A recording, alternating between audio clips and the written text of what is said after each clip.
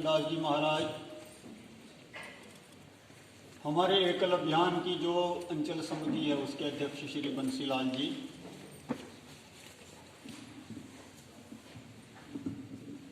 अपने राज सिंह जी, यहाँ किश्तवाड़ अंचल की विभिन्न समितियों के आए हुए पदाधिकारी कार्यकर्ता आदि, अपने राष्ट्रीय स्वयंसेवक संघ से यहाँ पर पधारे वरिष्ठ कार्यकर्ता और अन्य सभी सज्जन बंधु और अपने एकल विद्यालयों से आए हुए प्यारे बच्चों, आज का ये कार्यक्रम एकल अभियान की ओर से आयोजित किया गया है।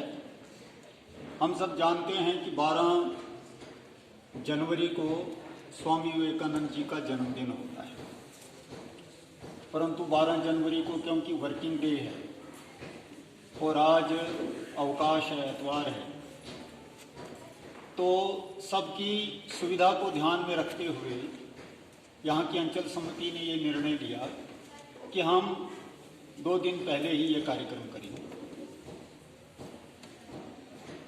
हम सब जानते हैं कि स्वामी विवेकानंद इस युग के महापुरुष हुए हैं। आप कह सकते हैं कि वो इस युग के महर्षि वशिष्ठ हैं। स्वामी विवेकानंद इस युग के महर्षि विश्वामित्र हैं। स्वामी विवेकानंद हमारे इस युग के भीष्म पितामह हैं। स्वामी विवेकानंद इस युग के द्रोणाचार्य हैं। जिस प्रकार से द्रोणाचार्य ने अर्जुन तैयार किया था और अपने अनेकों शिष्य तैयार किए थे, उसी तरह से स्वामी विवेकानंद जी ने भारत में युवकों के बीच में शक्ति का संचार भर दिया, शक्ति का संचार डाला। स्वामी विवेकानंद जी का जन्म 1863 में हुआ था। कलकत्ता के पूर्वी भाग में कोई मोहल्ला है, वहां उनका जन्म हुआ था। उनके पिताजी विश्वनाथ दत्त एक प्रसिद्ध वकील थे और उनकी माता भुवनेश्वरी देवी बड़ी धर्मात्मा महिला थी। उनके घर में संतान नहीं थी। वो भगवान शिव की प्रार्थना करती थी, भगवान शिव की सेवा करती रहती थी, भगवान शिव के नाम का जाप करती थी। उन्हें एक बार स्वप्न आया और भगवान शंकर दर्शन दिए उनको और उन्होंने कहा कि ठीक है, तुम्हारे यहाँ संतान पैदा होगी और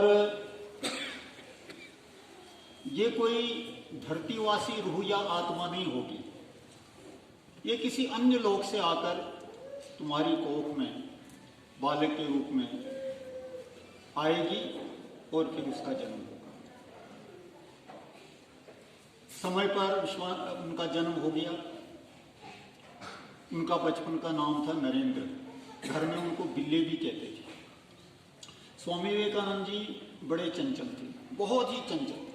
जब घर के सब लोग परेशान हो जाते थे उनसे, खासकर उनकी माता भुवनेश्वरी देवी जब परेशान होती थी तो वो बाल्टी भरकर जल लाती थी और शिव शिव शिव शिव कहते कहते जाप करते करते उनके ऊपर डालती थी और विवेकानंद जी शांत हो जाते थे। कुछ दिन इस प्रकार से घर में शांति से निकल आते थे। बहुत नटखट थे, परंतु सेवा का भाव शुरू में ही उनके अंदर भरा हुआ। घर में किसी आने वाले अतिथि को बिठाना, उसकी सेवा करना, अगर कोई मांगने वाला आए, कोई संत महात्मा आए, उनको बिठाना, उनको घर में भोजन कराना और माता पिता की अनुपस्थिति में भी वो ये सारे काम करते थे। अगर कोई निर्वस्त्र है तो उनको घर से निकाल के वस्त्र दान दे देना। अगर कोई धन की इच्छा कर रहा है तो अंदर घर से धन निकालना और उनको वो दे देना। कई बार उनको डांट भी पड़ती थी घर में, लेकिन वो इसी स्वभाव की थी। उनके दादाजी बहुत पहले ही सन्यासी हो चुके थे। जब वो अपनी माँ से, अपने पिता से उनके विषय में सुनती थी तो उनके अंदर भी वो विरक्ति का भाव पैदा हुआ था। उनकी माँ ने उनको रामायण और महाभारत की कथाएं सुनाकर उनको संस्कारों से परिपूरित कर दिया था। स्वामी विवेकानंद जी जब थोड़े से बड़े हो गए तो वो चिंतन में डूबे रहते थे। उनके सामने बड़े बड़े सवाल आते थे खड़े हो। इस प्रकार के प्रश्न वो अपने घर में माता पिता से करते थे और जब स्कूल में दाखिल हुए तो अपने टीचर से भी करते थे। यूं समझिए कि सबको वो परेशान करते थे। कई बार लोग उनको डांटते थे, संत महात्माओं के पास जाकर बैठते थे। और आप सब जानते हैं, हम सब जानते हैं कि इन सवालों का जवाब आसान नहीं होता है। कौन दे भला इन सवालों का जवाब? तो वो सबसे चिढ़ते थे। और जैसे जैसे बड़े हो गए, जब किशोर अवस्था को स्वामी विवेकानंद पहुंचे तो वो कहते थे कोई भगवान नहीं है, अगर है तो दिखाता क्यों नहीं है कोई।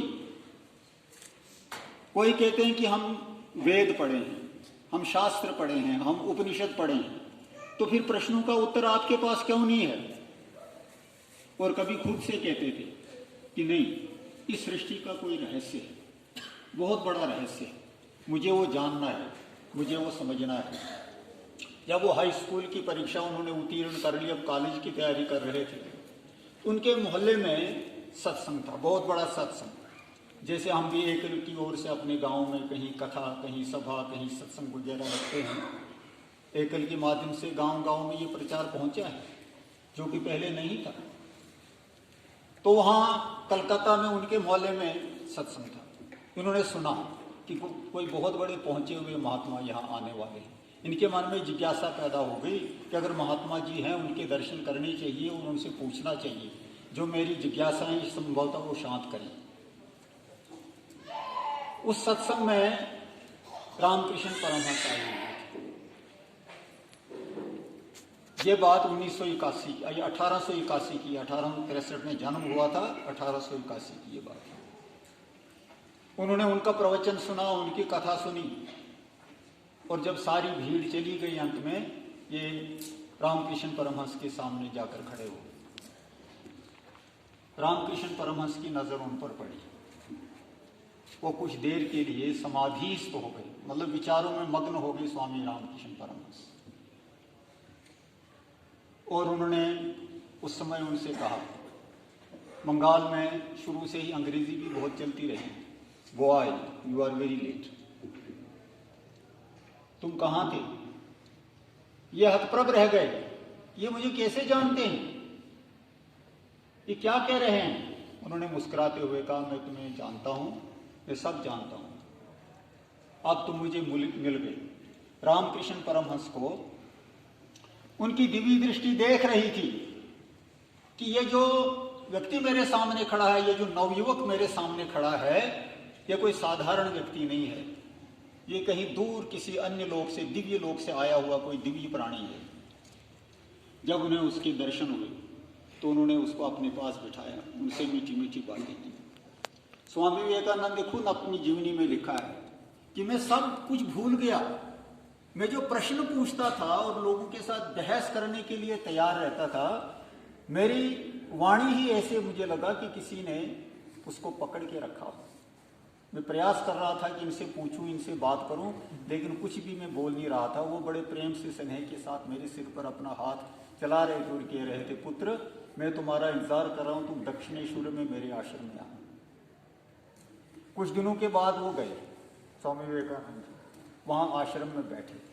उन्होंने कुछ दिन उसको बिठाया और धीरे धीरे स्वामी विवेकानंद जी उस आश्रम के अभ्यस्त हो गए। वहाँ का स्नेह और रामकृष्ण देव का प्यार देखकर उनको सब कुछ भूल गया।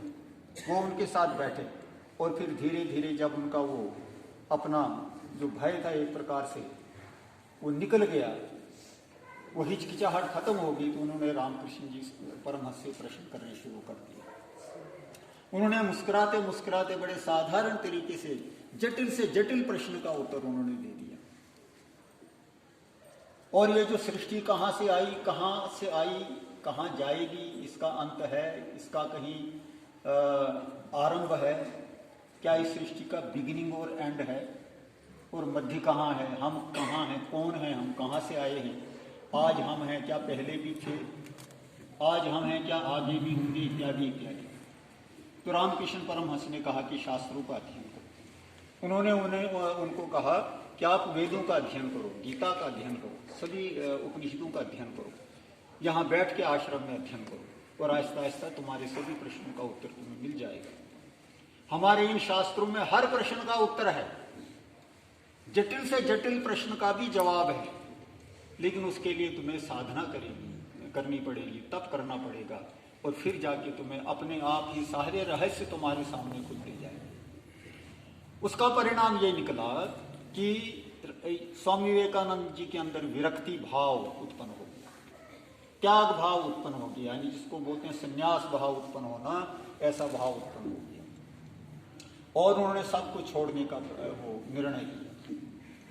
कॉलेज के ज़माने में, इन्हीं दिनों में वो उनका कॉलेज का ज़माना भी था, बड़े बड़े प्रोफेसर, खासकर यूरोपियन, जो आकर वहाँ पढ़ाया करते थे फोर्ट विलियम कॉलेज में, तो उनको वो बहुत परेशान करते थे। उनकी संस्कृति पर उनके प्रश्न खड़े करते थे, वो यूरोपियन संस्कृति पर, और उनको कहते थे कि तुम भारतीय संस्कृति का जो मजाक उड़ाते हो, तुम्हें पता है ये कितनी महान है? तुम बताओ तुम्हारी संस्कृति क्या है? तुम्हें पता नहीं है कि मनुष्य और पशु के अंदर क्या भेद है? क्या तुम ये मुझे डिफाइन करके बता सकते हो, इसकी परिभाषा बता सकते हो? तुम नहीं बता सकते। हमारे यहाँ है धर्मेण हीना पशु भीर नराना, कि धर्म है जो पशु और मनुष्य के बीच में अंतर जो है वो दिखाता है, स्पष्ट करता है। धर्म के बिना पशु भी, मनुष्य भी पशु ही है, तुम सब पशु और पाशविक जीवन तुम व्यतीत कर रहे हो। और कई बार उनके बड़े झगड़े होते थे, विशेषकर वो जो यूरोपियन प्रोफेसर वहाँ हुआ करते थे उनके साथ। रामकृष्ण परमहंस के साथ उनके सानिध्य में रहते रहते और वहाँ उनके आश्रम में अपने गुरु भाइयों के साथ रहते रहते उनका सारा विचार ही बदल गया। 1884 में उनके पिताजी का देहांत हो गया। ये उन पर एक बहुत बड़ी विपत्ति थी। घर आए, माताजी ने कहा बैठो, तुम्हारा विवाह करना है, क्योंकि घर परिवार आगे चलाना है, तुम्हारे पिता नहीं रहे, तुम ही घर में अब कमाने वाले हो, और कमाओ और घर चलाओ। स्वामी विवेकानंद जी ने अपनी माता से कहा, माता अब वो नरेंद्र या वो बिल्ली नहीं रहा जो कभी आपके पास हुआ करता था, आपकी गोद में खेलता था, आपके घर आंगन में खेलता था। माता को उन्होंने समझाया और माता को संतुष्ट कर दिया और फिर वापस चले। इसी बीच में रामकृष्ण परमहंस का स्वास्थ्य भी खराब हो गया, उन्हें गले का कैंसर हो गया। उन्होंने बड़ी सेवा की रामकृष्ण परमहंस की। 1888 में रामकृष्ण परमहंस का देहांत हुआ। लेकिन अपने देहांत से पहले, क्योंकि रामकृष्ण परमहंस जानते थे कि कौन सी घड़ी है, कौन सा क्षण है, उन्होंने अपने सभी शिष्यों को कहा तुम बाहर चले जाओ, और केवल स्वामी विवेकानंद को सामने बिठाया और समाधि लगाई, और स्वामी विवेकानंद को कहा कि सिर्फ मेरी तरफ ध्यान रखो। स्वामी विवेकानंद जी ने भी अपनी जीवनी में लिखा है, कोई चिंगारी उनके शरीर से निकली और उनके अंदर प्रविष्ट हो। उसके बाद रामकृष्ण परमहंस बोले, देखो मेरे पास जो कुछ था मैंने तुम्हें दे दिया है, अब तुम्हारा काम है कि तुम इस भारत का उद्धार करो, इस समाज का उद्धार करो, और विश्व में जाकर भारतीय संस्कृति और हिंदू धर्म का डंका बजाओ। ये मानवता जो अज्ञानता के अंधेरे में भटक रही है, उसको इस अंधेरे से निकालो। अब तुम्हारा ये दायित्व है, तुम्हें सागर पार जाना है और अपने देश में भ्रमण करना है, घूमना है, अपने देश का कल्याण करना है और मानवता को बताना है कि ये भारतीय संस्कृति क्या है, हिंदू धर्म क्या है। उसके बाद इतना कहकर उन्होंने आंखें मूंद ली और उनका देह अवसान हो गया। उसके बाद रामकृष्ण परमहंस, ये स्वामी विवेकानंद जो थे, वो बड़े दुखी हुए, लेकिन जो उनके कि मैं अपने गुरु जी के आदेश का पालन करूंगा, मैं अपने देश को ऊंचा उठाने के लिए पूरा प्रयास करूंगा और भारतीय संस्कृति का डंका दुनिया में बजा के रहूंगा। उन्होंने अपने जो गुरु भाई थे रामकृष्ण परमहंस ने अपने होते हुए ही सभी शिष्यों के बीच में कहा था कि मेरे आने के बाद यही तुम्हारा सबका संचालन करेंगे और ये जो मठ है इसका भी संचालन करेंगे। सभी गुरु भाई वैसे उनसे प्रभावित थे स्वामी विवेकानंद से। वो स्वामी विवेकानंद को अपना गुरु मानने लगे। संन्यास की दीक्षा ली थी वो नरेंद्र से विवेकानंद हो गए थे। विवेकानंद इनका नाम बाद में पड़ा है, जब वो सन्यासी बने थे तब। उससे पहले तो नरेंद्र दत्त ही उनको समझते थे। तो नरेंद्र दत्त से ये स्वामी विवेकानंद जो बने, इन्होंने ठान लिया, अपने साथियों को भी कहा, शिष्यों को भी कहा कि हमें रामकृष्ण परमहंस का ये संदेश जो है ये सारे संसार में फैलाना है और उनकी बताई हुई बात का ही पालन करना, ये हमारे जीवन का उद्देश्य रहेगा।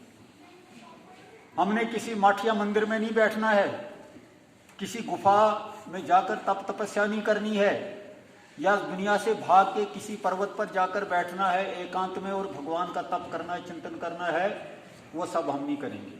हम समाज के बीच में रहेंगे, अपनी जनता के बीच में रहेंगे, वहीं सारी तपो साधना करेंगे। परंतु ये जो नारायण है इस जनता के रूप में, स्वामी विवेकानंद कहते थे कि ये भारत की ये जो करोड़ों की हिंदू जनता है ये भगवान नारायण का साक्षात रूप है। ये जनता ही जनार्दन है। हमने इस जनता जनार्दन का उपकार करना है, इसको समुन्नत करना है और उसके लिए हमें कहीं जाना नहीं है, कहीं बैठना नहीं है, कोई समाधि नहीं लेनी है। यही हमारी समाधि है, यही हमारी तपस्या है। हमारी जनता के बीच में, हमारे समाज के बीच में बहुत सारी कुरीतियां हैं, अनेकों अंधविश्वास हैं और धार्मिक दृष्टि से बहुत पतन हो चुका है, अज्ञानता है, जड़ता है हमारे समाज के अंदर। परिस्थितियां बहुत खराब हैं, बड़ी दयनीय स्थिति है, भूखमरी है, बीमारी है, लाचारी है और छूतछात है, ऊंच नीच की भावना है, अंधविश्वास इतना है कि अपने बच्चे को पकड़ के देवी के सामने ले जाकर उसको गला काट देते हैं, क्योंकि देवी को उपहार चढ़ाना है, देवता को चढ़ाना है। इस प्रकार से हमने समाज को इन सारी कुरीतियों से निकालना है, अंधविश्वास से निकालना है और समाज के बीच में ज्ञान की ज्योति जलानी है। इसके उन्होंने भारत का भ्रमण शुरू कर दिया। वो सबसे पहले काशी गए, वहाँ तेलंग स्वामी एक बहुत बड़े प्रसिद्ध संत महात्मा हुए, पहुँचे हुए संत थे वो, उनके साथ उन्होंने भेंट की, उनका दर्शन किया। उसके बाद हरिद्वार गए, वहाँ से फिर गोरखपुर गए और हिमालय में भी कुछ स्थानों पर हो गए। अपने शिष्यों को भी यही कहा उन्होंने कि सारे देश का भ्रमण करो, गांव-गांव जाकर जाओ, सभाएं करो, प्रचार करो और लोगों को जागृत करो। हमारे देश के अंदर सब कुछ है, लोगों के अंदर धार्मिक भावना है, लेकिन इसको जागृत करना है और इसका स्वस्थ रूप समाज के मानस में बिठाना है। हमारे यहाँ धर्म का जो रूप समाज में है वो विकृत अवस्था में है, इसको विकृति से निकाल के शुद्ध अवस्था में जनता के बीच में, उसके मानस में इसको बिठाना है। सब कुछ मौजूद है, सब कुछ विद्यमान है, परंतु शुद्ध स्वरूप से, सकारात्मक रीति से समाज के अंदर वो चीज आए, यह हमने प्रयास करना है। इस प्रकार से स्वामी विवेकानंद और उनके शिष्य सारे देश में भ्रमण करते रहे। तभी एक एडवर्टीजमेंट निकली, एक विज्ञापन निकला। वो विज्ञापन क्या था कि अमेरिका में शिकागो में एक धर्म सम्मेलन हो रहा है, जिसमें विश्व के बड़े बड़े विद्वानों को उसमें बुलाया जा रहा है। सभी धार्मिक संगठन, सभी धर्म के जो महान विद्वान होंगे, उनको चलाने वाले होंगे, वो वहाँ आएंगे और अपने अपने धर्म की व्याख्या करेंगे, अपने अपने धर्म के विषय में वो बताएंगे। मद्रास के कुछ शिष्य थे, वो बड़े योग्य थे, पढ़े लिखे थे, स्वामी विवेकानंद जी के शिष्य, वो स्वामी विवेकानंद जी के पास है और उन्होंने उनसे कहा कि आप वहाँ शिकागो में जाइए। स्वामी विवेकानंद जी ने कहा कि ये कोई आसान काम नहीं है।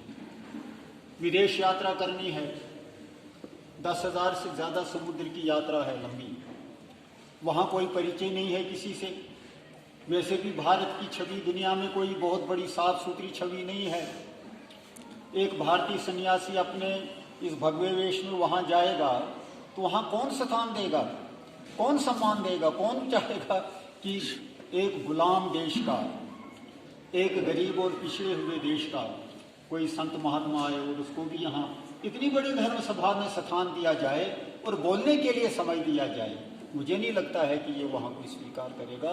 लेकिन उनके जो शिष्य थे, साथी थे, उन्होंने कहा कि इसकी सारी व्यवस्था हम कर देंगे, हमारे परिचय है उधर, हम करेंगे व्यवस्था कि आपको वहाँ रहने के लिए जगह भी मिले और आप उस सम्मेलन में भी पहुँच सको, वहाँ आपको सीट मिले, स्थान मिले।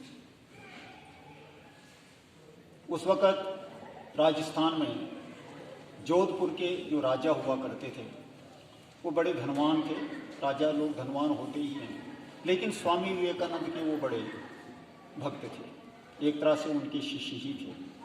उनको जब पता लगा तो उन्होंने भी स्वामी विवेकानंद से आग्रह किया और उन्होंने कहा कि आपकी यात्रा का सारा खर्चा मैं उठाऊंगा, खर्चे की आप चिंता मत करो, लेकिन आप तैयार हो ये चलो। स्वामी विवेकानंद जी अपनी जीवनी में लिखते हैं कि मुझे ऐसा लगा जैसे रामकृष्ण परमहंस, मेरे गुरु, मुझे आकर कह रहे हैं कि हाँ ठीक है, तुम्हें जाना पड़ेगा और तुम जाओ।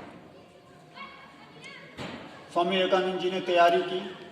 समुद्री यात्रा में उस जहाज में कोई अमेरिका की वृद्ध महिला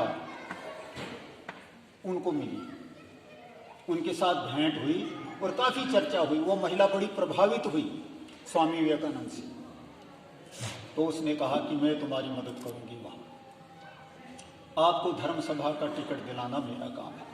मेरी वहाँ पहुँच है, वहाँ जो प्रोफेसर हैं, कोई जो ऑर्गेनाइजर हैं उसके धर्म सभा के, वो मेरे परिचित हैं, मैं उनसे ये काम करवा दूँ। स्वामी विवेकानंद जी जब वहाँ पहुँचे, पहले कुछ कठिनाइयों का सामना तो उनको करना पड़ा, लेकिन बाद में उनको धर्म सभा में जगह मिल गई, वहाँ उनको बिठाया गया।